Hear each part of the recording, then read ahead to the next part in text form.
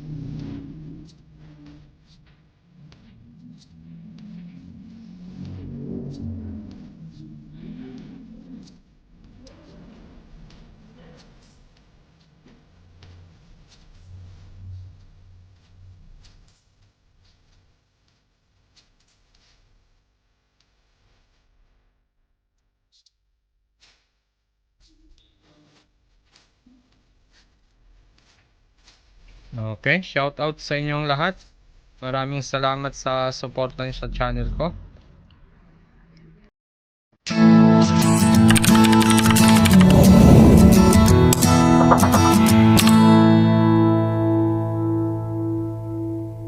Magandang araw, may gagawin tayo. Itong Sharp Fork 5. Yan o.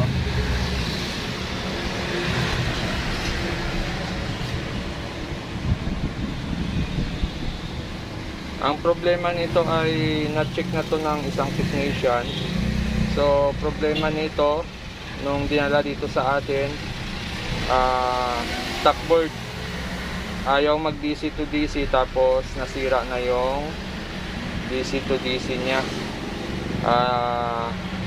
Pero natanggal na natin yung short sa DC to DC, kaya lang nung sinuplayan natin ulit ng 12 volts yung DC to DC nya, hindi na siya nagkakaroon ng output. Wala na siyang 3.3 at umiinit na yung IC kahit wala naman siyang DC to DC output. Ang gagawin ngayon natin dito ay papalitan natin yung kanyang DC to DC. At kung bago lang kayo sa aking channel, huwag kalimutan mag-subscribe.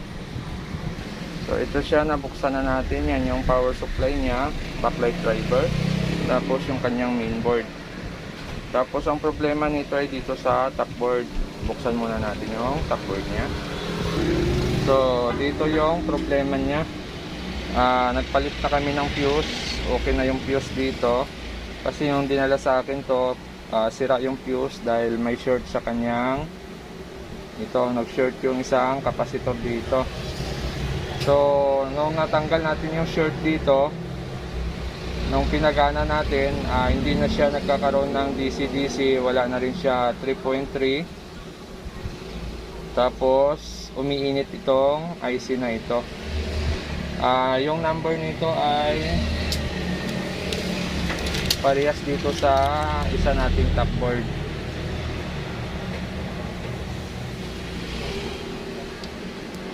Mahirap lang siya kunan ng number. Kita ba? Yan, IN5 labo. So dito na lang tayo sa isa. Ito kita yata. Yan, IN518. Yan yung number nya. So gagawin natin ay ito, ililipat natin dyan sa IC na yan. Bali papalitan natin yung DC to DC nito. Ito buo to, kukunin natin to, tapos ililipat natin dito. So baklasin muna natin yung DC to DC nito. Try lang natin kung mapapagana pa natin ito. Kasi ang issue talaga nito, wala daw display. Pero nagpa-backlight naman. wala display, so ayaw daw mag DC to DC. Kaya try natin to palitan yung IC na ito. Okay, so bali gagawin natin dyan ay tatanggalin natin to. Tatanggalin natin yan.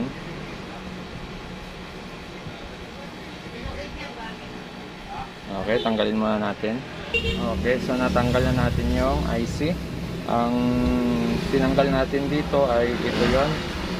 Tapos yung ipapalit natin ay ito yon. So ito yung ikakabit natin dyan. Pero bago natin ikabit ay lilinisin muna natin itong mga circuit dito. So babaguhin natin yung lid nya para maganda ulit yung kapit ng ating IC. So yan, nalinis na natin yan. Yan.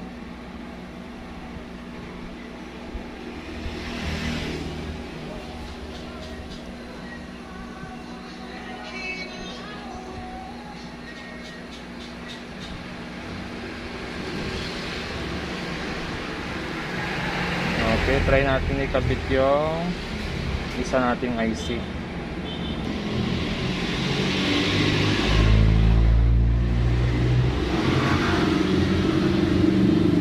So ito na, naporma na natin yung IC natin.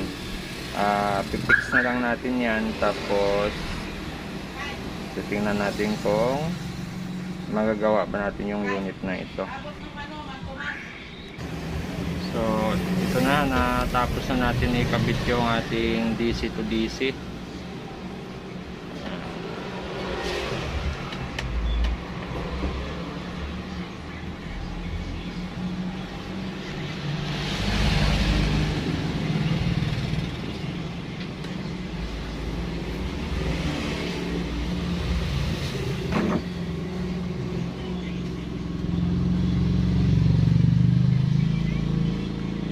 Okay, so okay naman yung hinang, hindi naman nagkakadikit-dikit.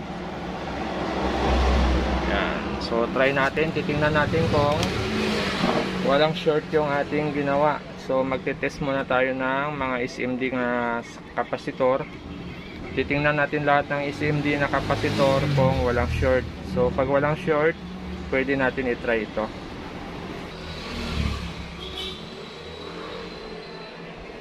Okay, so try natin kung magkaroon siya ng DC to DC. Dapat may masukat tayong supply dyan na BGH. Tutok na tayo sa BGH nya. Ito. Yan yung BGH natin. Saksak ko lang. Dapat may supply tayo makuha. Okay, saksak ko. Yan, nakasaksak na. Yun, nag-backlight siya. Tapos nagkaroon siya ng BGH. So yun, mayroon siyang 26. So try natin ikabit yung buong panel kasi yung dulo nito ay nakahang pa. Yun, kakabit natin ngayon yan. Titingnan natin kung gagana siya, kung magkakaroon siya ng picture.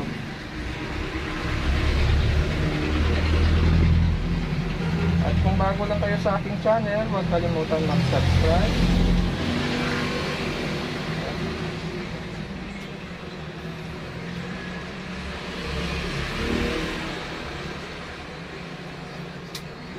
Tanggalin ang ribbon niya. Naipit kasi. Isa lang. Okay. Isa pa. Okay. So, kabit natin to. Titingnan natin kung may display. Kung magkaroon ba siya ng display. Kasi mayroon na siyang lumabas na 26. Okay, sana mayroon.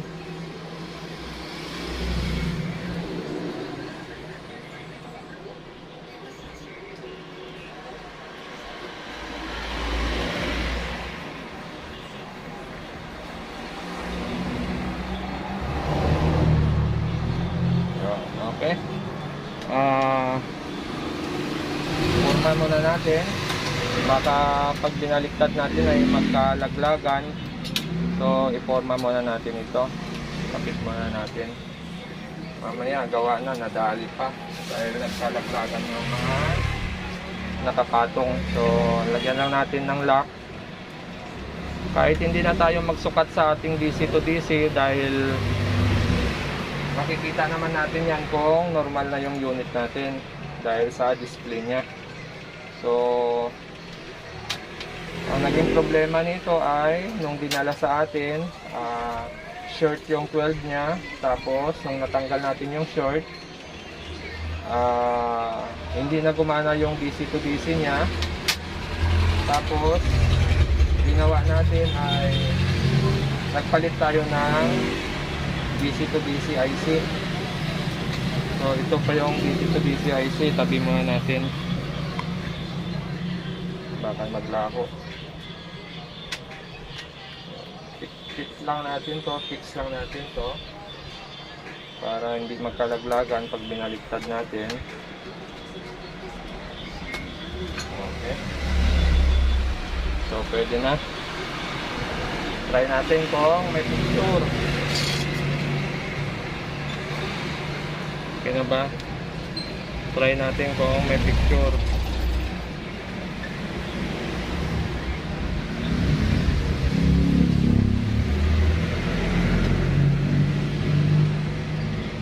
Okay, so ayun na,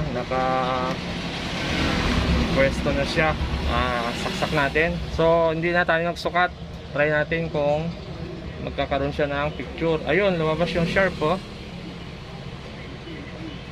Lumabas yung sharp. So ibig sabihin gumana siya.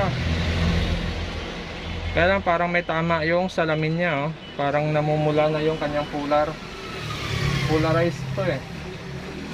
Tapos parang hindi maganda yung display niya.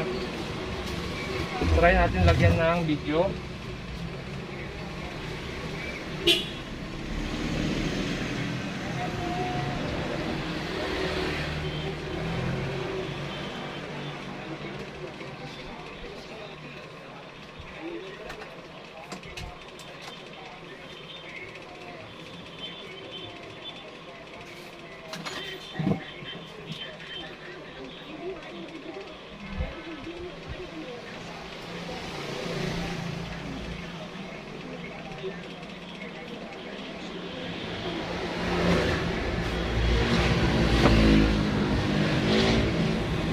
Yun.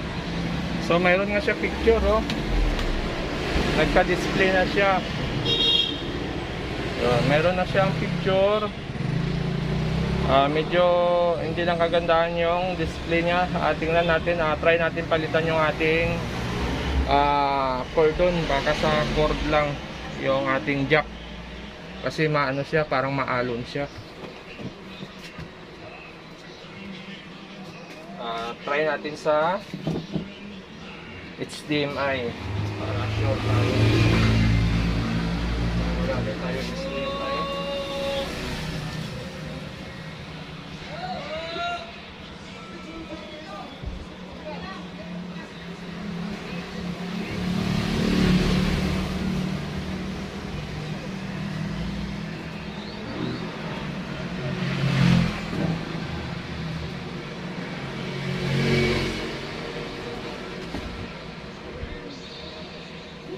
Input 1.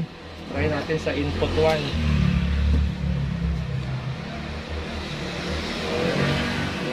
Yan, HDMI 1.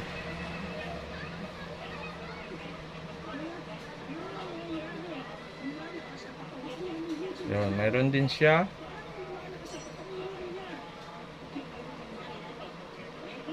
Parehas lang din, pero medyo kuminis siya. Tapos parang may lumalabas-labas na guwit-guwit. Yun, parang naglulos.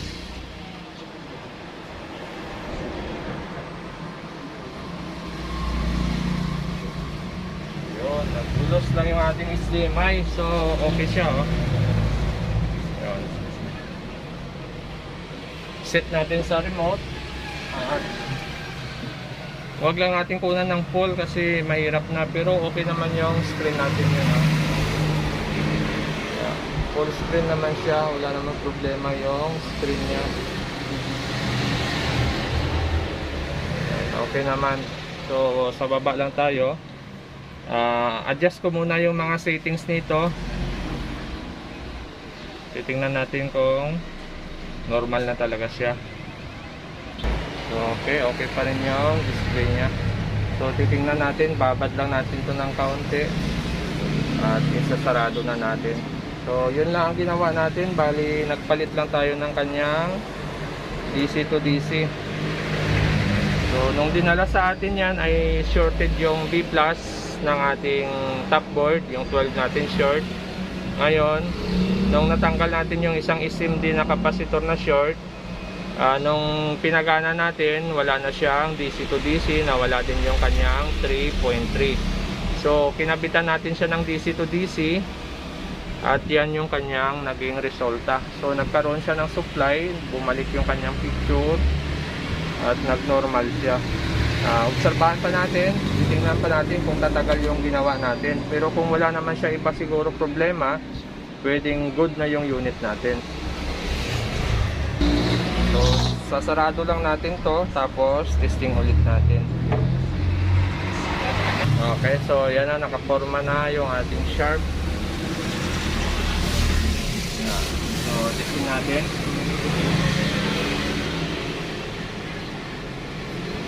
Lumabas na yung sharp niya. So antayin na lang natin magkaroon ng picture.